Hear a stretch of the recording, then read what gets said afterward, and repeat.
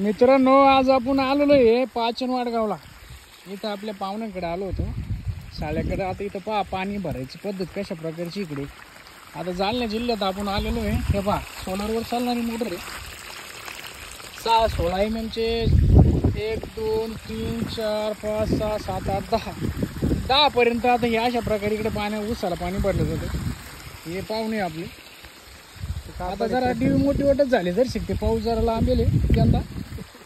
आता पिकावर अशा प्रकारचे दारा मारून आता वरती आभाळ होऊ शकते. म्हणजे प्रकाशच नाही मित्रांनो. तुम्हाला मागच्या व्हिडिओमध्ये दाखवल्याप्रमाणे आपण सोलारचे दाखवणार आहे.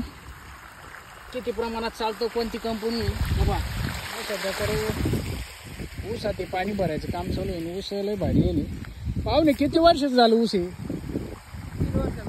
3 वर्षाचं ऊसाचं पीक आहे मित्रांनो. आणि हे पाहुणे अतिशय मेहनत आहे मित्रांनो. जिथं पाय ठेवला ना तिथं पाणीच कधीच येईल. बघा ऊस लय जबरदस्त आहे.